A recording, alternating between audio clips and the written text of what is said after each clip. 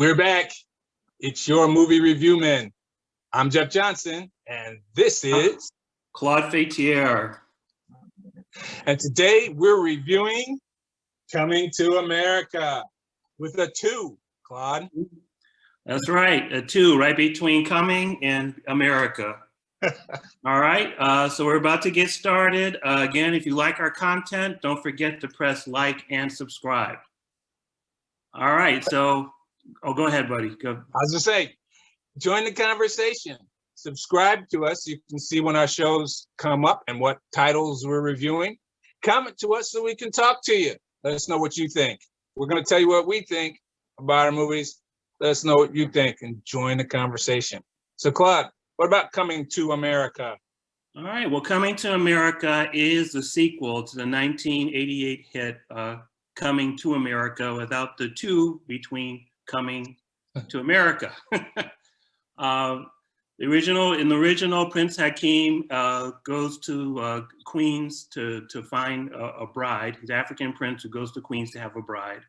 Right. And in the following, in this sequel, Prince Akeem returns to Queens to find and reunite his son in hopes of fulfilling his father's wish to have a male heir to Zamunda, the fictional African country that he's from.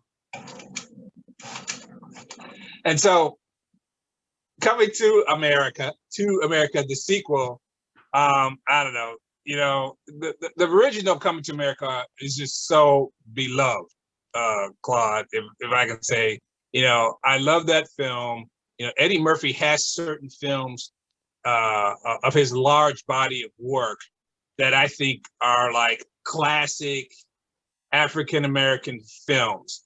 And you wish all of them you could say were family films, although you don't have to be a family film to be a classic African-American film. But you and I talked about this sometime. This one, the first one, almost would be perfectly fine for family fare, except that they did something they did back in the day of making a movie rated R just so that grown folks and young people who want to sneak in and see a grown folk movie would want to watch it.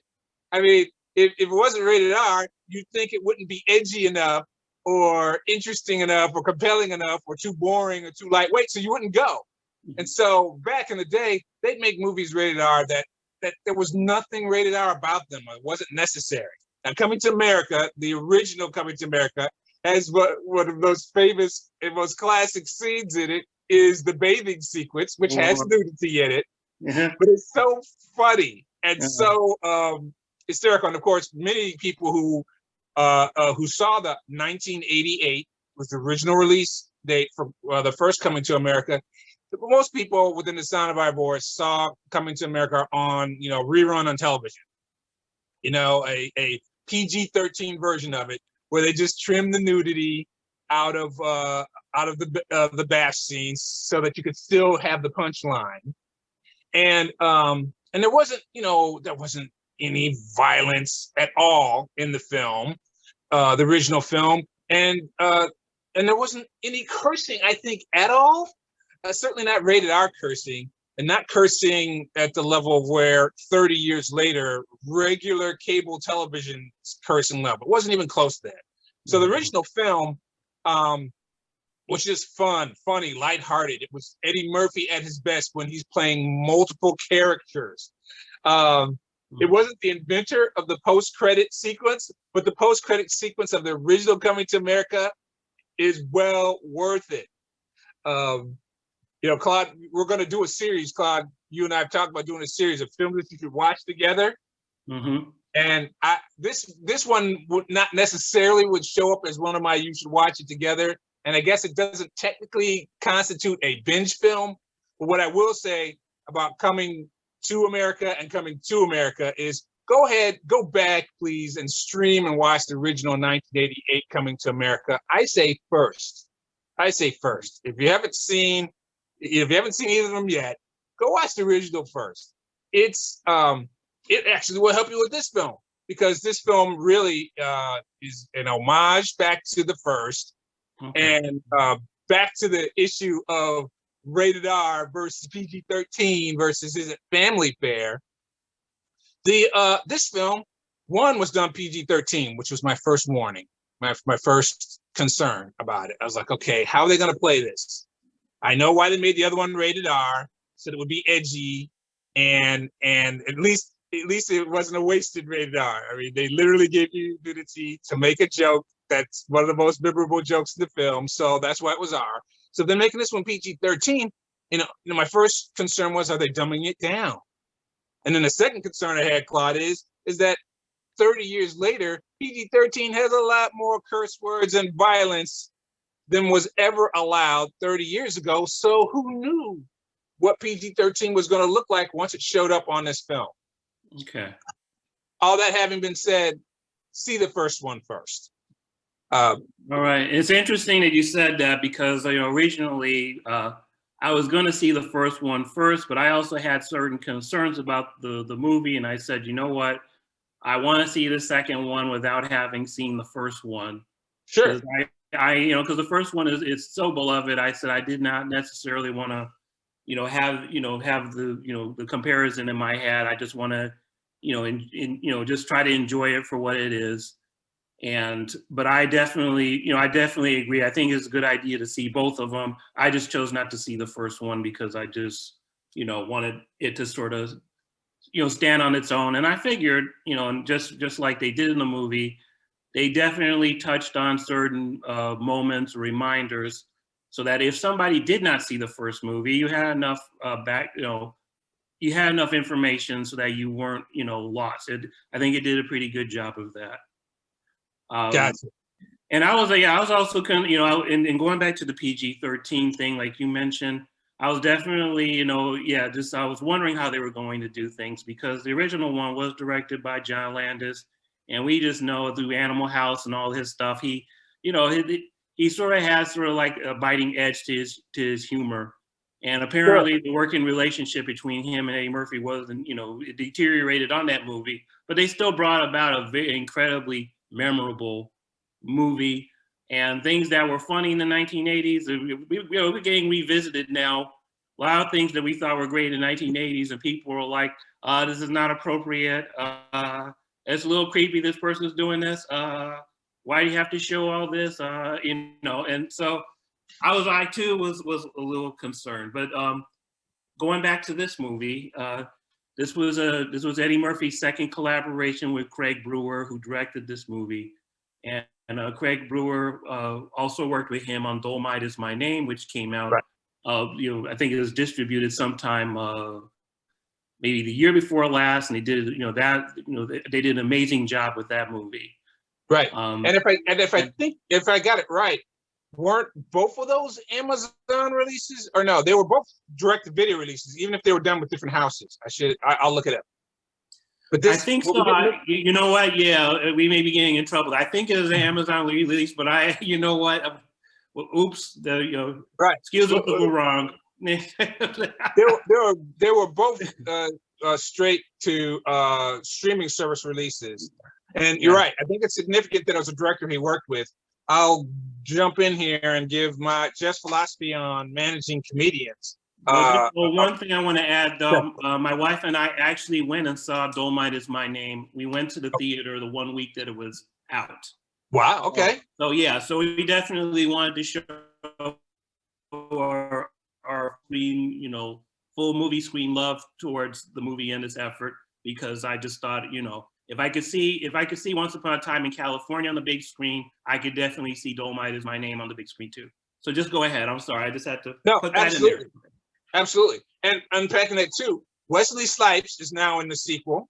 Is the the star-studded sequel here includes Wesley Snipes, who also follows from the Dolomite Is My Name film. So the three of them are reunited. Director Eddie Murphy and Wesley Snipes, all three of them come back together in this film. And I think that can be fine, but in my experience with comedians, it just seems like throughout history, comedians do better when they have a palette to work within, when they have a director who doesn't control them, but a director who knows what the director is doing and does in fact put some limits, isn't a yes person. I'm not saying that that's what this director was, but I'm saying just because they were familiar with each other doesn't necessarily mean it's going to be a great product. Because as you mentioned, with Eddie Murphy not getting along with the director for the original Coming to America, it didn't show up on the screen. It helped him, in my opinion, helped him deliver. That meant it was more punchy and he hit it hard. And, he's maybe being held back by the director. And so then he's trying even harder to make breakout performances and throw in, unscripted components that you weren't expecting. It didn't affect it in any way. And I'll just wait one other thing about the difference between now and then. Landis, like you said, had made, was from the National Lampoon era and was making movies of that time, of the 80s, where again, National Lampoon, was known for, right, a little raunchiness, right? A little raunchiness was a component of a National Lampoon film. So there was going to have to be some nudity and sexy jokes. And to your point, there's some jokes that would not carry over into the modern era.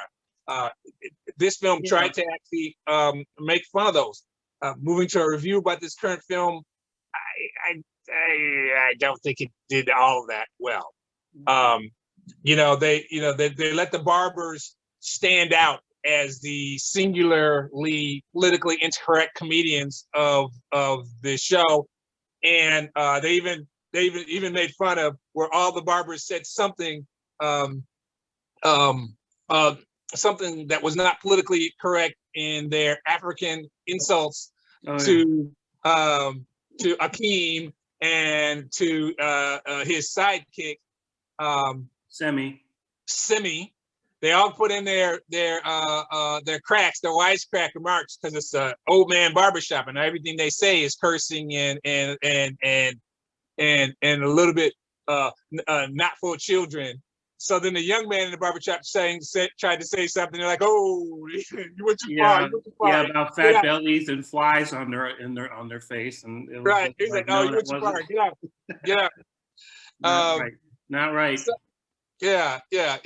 So, but yet they still let them keep going, right? They went on to say other things later. They went on to talk about what skin color each of them liked, preferred in their women. How funny was that? Was it worth it for the punchline delivery? Other than old folk who understood those expressions and then understood the expressions that that you're joking about what color complexion woman you like.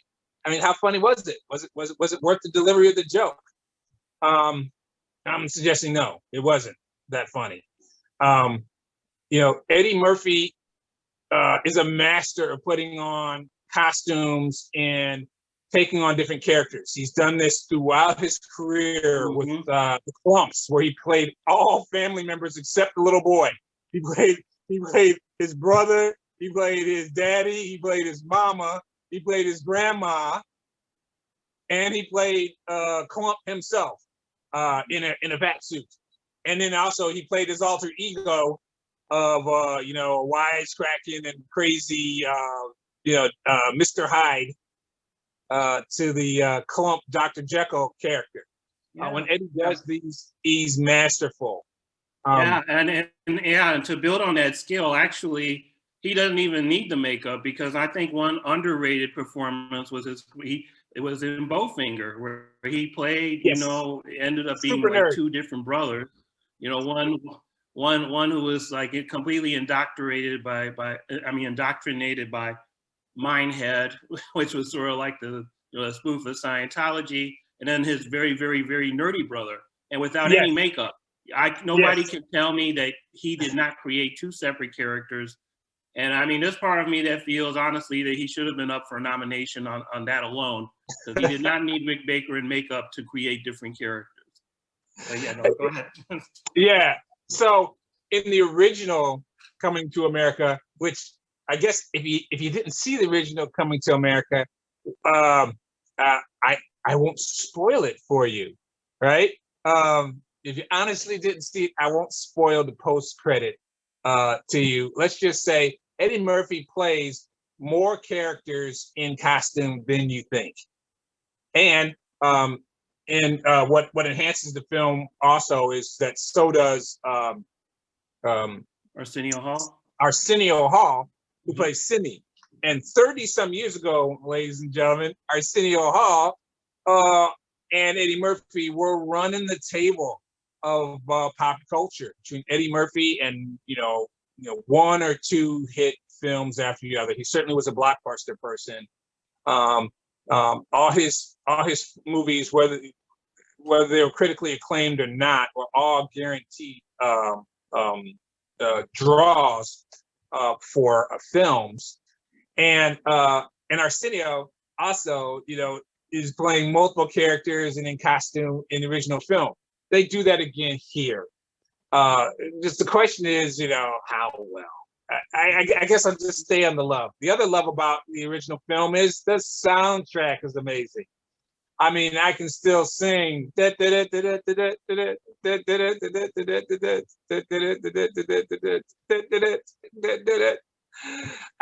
not just that, right? James Earl Jones playing King Joffrey Joffer. Oh my goodness. My kids' marching band plays the King Joffrey Joffer theme music in their parades, when they do parades. And everybody black knows what it is. Yeah. Right? Because when King Joffrey Joffer comes to check in on his son to see what's going on here, they're burning through all this money. He's just supposed to be going to America to party hardy.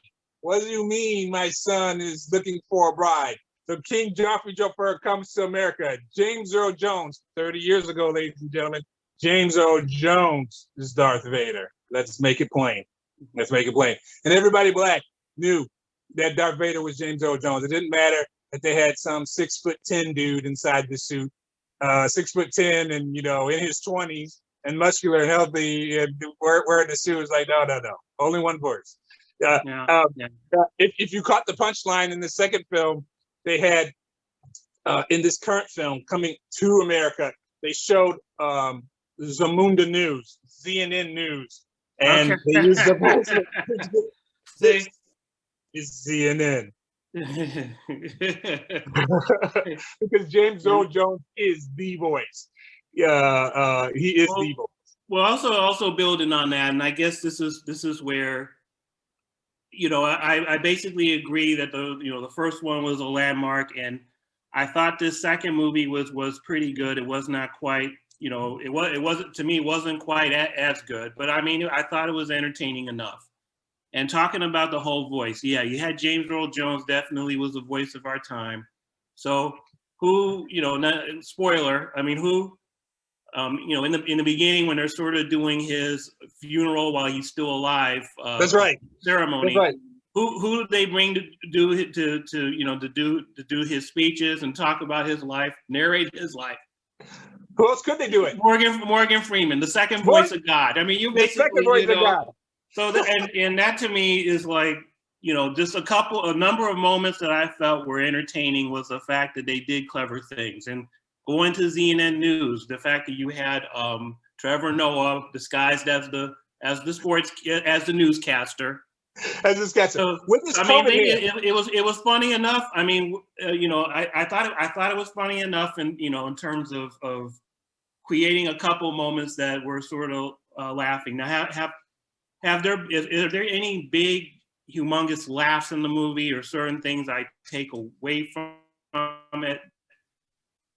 Not really. Nothing really stands. I can definitely remember a movie which I still laugh about, but they sort of touch on the first movie. They sort of, and again, build up, and one definitely has a sense that the second movie is respectful to the first one, and it logically sort of brings things from the old movie to the new one, and definitely we are the target audience for this, and again, no it doesn't necessarily hit it out of the park, but I mean, I think it is pretty entertaining. Not as good, but it's good enough, in terms of this sequel, Yeah, no question about it. The target audience is those folks who saw the first one and loved it because they keep giving you snippets of it. Yes, James Earl Jones, the voice of God, and 25 years ago, James Earl Jones was the guy who introduced this to CNN. So having him do this to CNN was just for us. The King of Zamunda, having who else could possibly be a narrator who's the voice more, like you said, of the voice of God than James Earl Jones? It would have to be Morgan Freeman. And then they just kept one-upping it with star power.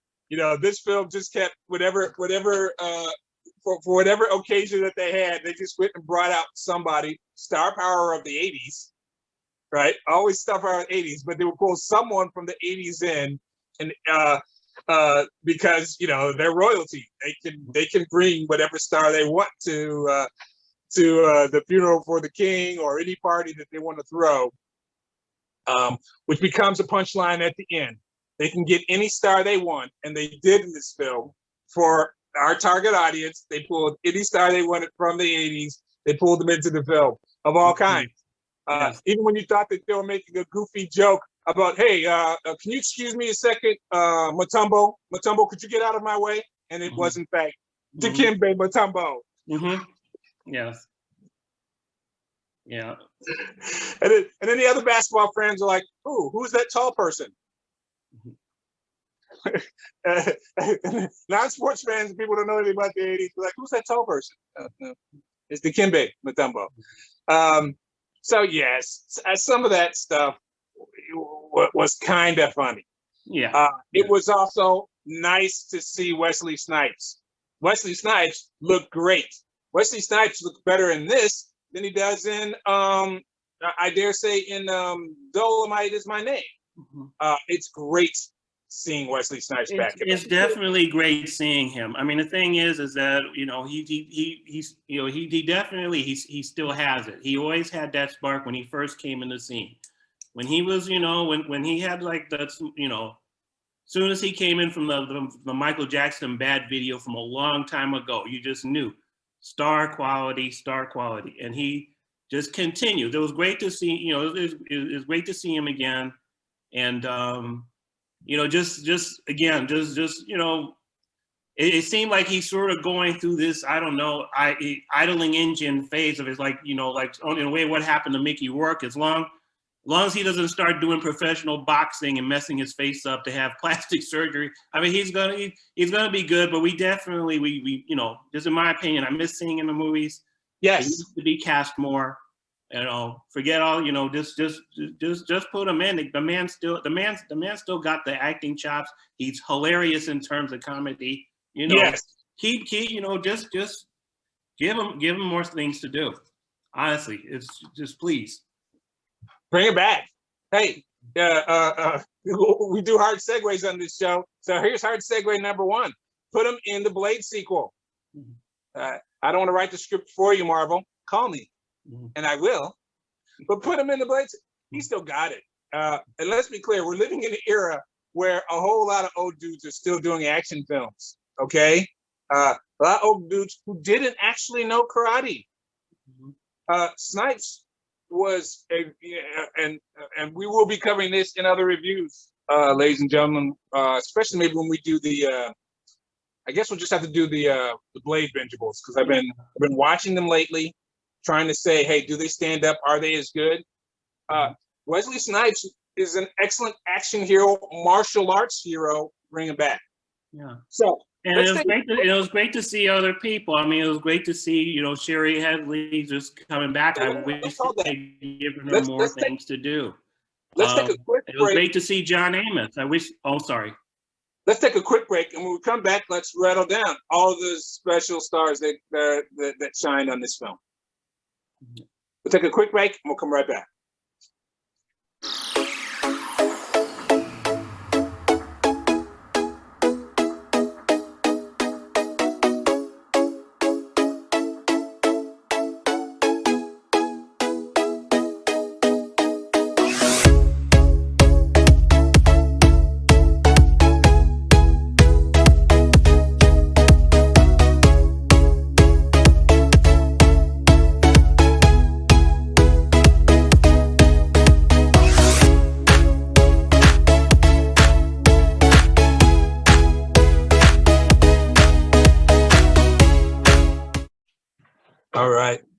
So we're back from the break. Just a quick reminder to folks, if you like what you hear, you want to tell us about things that you'd like us to review next, please subscribe and comment.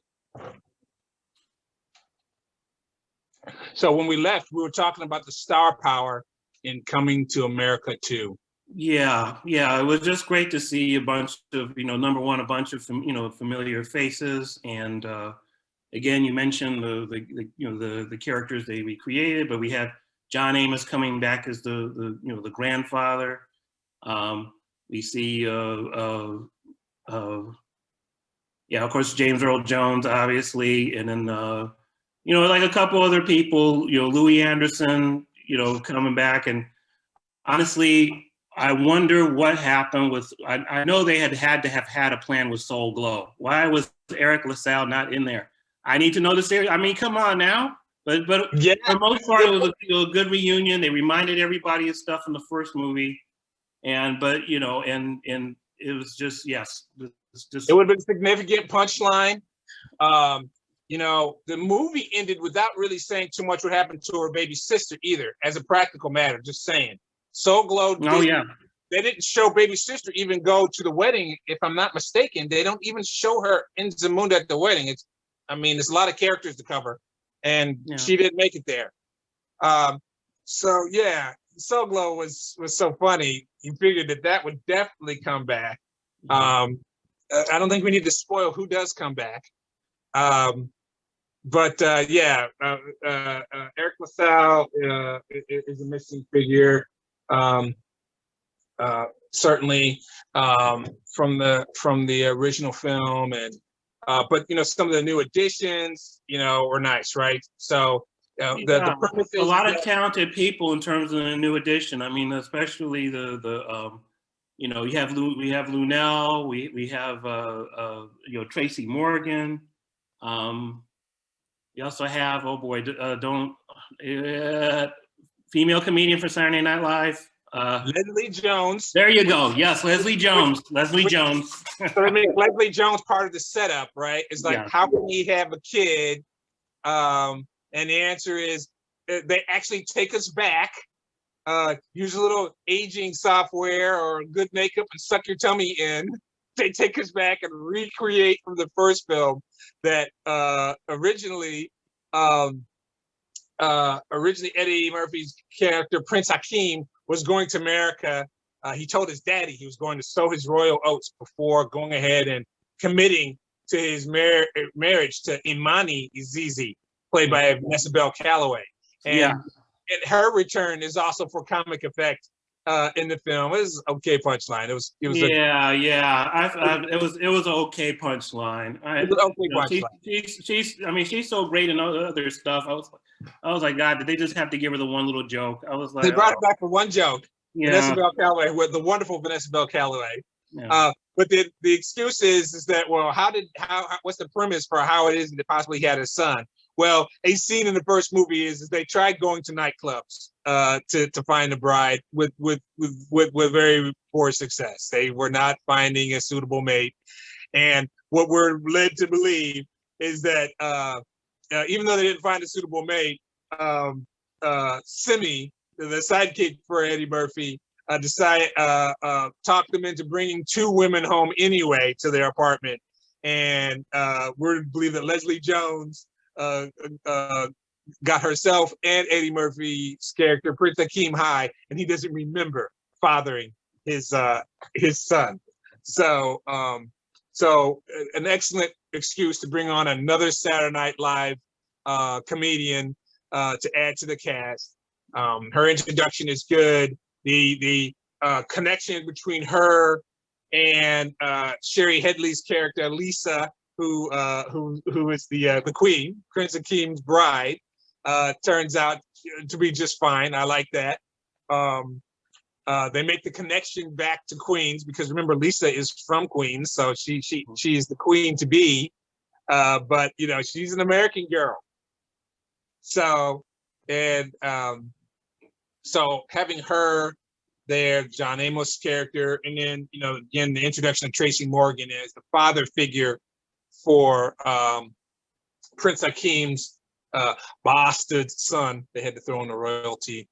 They had to throw in your Game of Thrones. Bastard son. His father figure in America is played by Tracy Morgan. So the star power was nice. I would just like to say though, the nostalgia candy was good for those who like the nostalgia. Yes. The introduction of all these comic characters was nice to look at. I think it was nice to look at. I have to say though, again, not as good. They even made fun of themselves, making clear about all we have today are sequels, even movies that no one asked for. Self-referential. And that they're never as good as the first. That continues to be true. Even the dance sequences are underwhelming. And I didn't do my research on who they had to do dance sequences, but since I'm giving a negative review about it, I'll just leave that person alone. Not as impressive as the first one. Oh my goodness. The dance sequence where they introduced Vanessa Bell Calloway originally as the queen to be, the singing of She's Your Queen to Be is classic. It's classic. Yes. They tried to come close to that in this film. It was good. It was nostalgia candy. It was good, but it wasn't as great as that African dance sequence of the original film. Yeah. I can hear the beats now. I can hear the rhythms now. I remember the dance steps they did. It's almost classic enough that if anyone listening to our show knows of anyone who actually did that in their own weddings or reenacted that, please put it in the comments, because I bet you some people did. That whole sequence was awesome. It was great. And then they do the African dance and the beats get driving and the beats get more intense and louder and funkier, and then everyone stops and they all shake their little headdresses, and then the queen to be floats in. Perfect. It was wonderful. These dance sequences were not perfect and wonderful. They weren't. They were good. They were even visibly smaller, Claude. The scale wasn't as They were smaller. I was counting the dancers. It's like, wow, for the sequel, you had 8 dancers. And the first movie, we had 50 dancers. The sequel, they had maybe more dance sequences in this film, but they had fewer dancers. And they were less amazing dressed, less amazing. I give them credit for bringing in more modern music, plus old school nostalgia candy for us. I give them credit for that. Yeah. And they did for jokes, right? So they brought in old school singers and they made it for punchline, and I give them some credit for that. I give them credit for the Pan-African music that they had in there. They had some artists that appear to be modern Afro-pop artists, and the music was nice sounding. I mean, I was enjoying the soundtrack. I just didn't enjoy it better. I'm not still singing. No.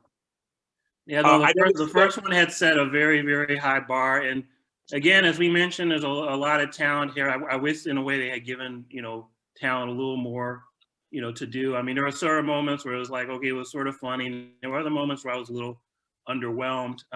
They had a real good joke punchline where they're in the apartment in Queens, and the son, the son was played by Jermaine Fowler, is saying, well, I don't, basically, he doesn't need to go back to, what's it? Zamunda, or I'm sorry. Zamunda with a Z.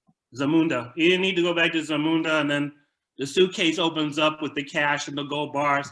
I mean, and it was like, okay, it was funny enough, but for some reason, I just kept thinking of someone like how Martin Lawrence would have reacted if that thing happened. He would have just said, he would have been like, woo, woo, woo, woo, woo, this would have been, they would have, there would have been a sense that he punched up the joke. But he was, Jermaine Fowler was, he was a, he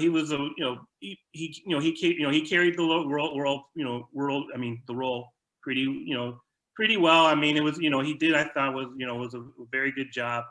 We have the daughters, they had a little bit of tension with the oldest daughter wanting to rule. And I wish I had seen more of that. We didn't see John Amos interacting with the daughters. I wish they'd given more for Shari Headley to do. So for the most part, I mean, it was entertaining. It was pretty good, not as good as the first one, but it's just yeah, overall, I would say okay, it's good. It's like entertainment, but you know, a little underwhelmed. But overall, pretty good. It was. So if you get for your fifth rating, Claude, what say you? I would give it a two Black Power signs and a half. Two and a half. 2.5. All right. You and I are on the same page in that. Although you know I don't like giving halves, but sometimes halves are appropriate, and this is one of those times. Yeah. Yeah. 2.5 fists out of 4 for Coming to America. For from my point of view, the nostalgia candy. Watch them both. Watch the first one again. Oh my gosh, it still stands up. And hey, you're 30 years later, so you're definitely grown now. You can watch. And who knows, your kids are probably grown. So now you can definitely watch the original one in all its glory and laugh at it. You can enjoy the soundtrack that everybody remembers, all of it. The opening sequence with Lady Smith Black Mambaza opening the thing. Come on, man. Come on. The first, it'll be worth it for you just to watch the first one again. And then I think you really actually, I know you watched it without watching the first one, but I think you actually enjoy it more. You will. You'll remember the direct ties to the jokes, make the reflectionary jokes punchier. That's where the half comes from, ladies and gentlemen, the 2.5 stars. 2.5 stars. They even did some fan service making a reference to Trading Places with the Duke and Duke, Again. Yes. Again. But we're wrapping it up. I mean, yeah. Again, right? They made it again because Trading Places was in there before. We'll be going too far back to tell you have to watch Trading Places to watch the other ones. You do not. You do not. No. It's just for all those who get how much Eddie Murphy dominated back then. And since we're covering people who still got it, Eddie still has it. And he should just keep going. He should just keep going.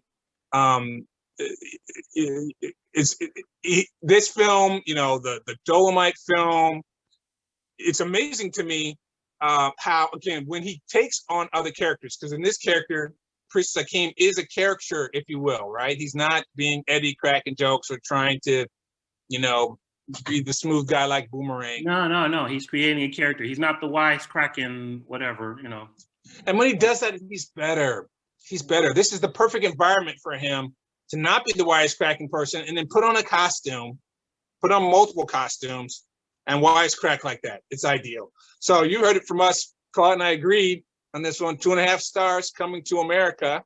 2.5 fists. 2.5 fists. I don't have half a hand. Okay. But 2.5 fists from Claude and I, your movie review men.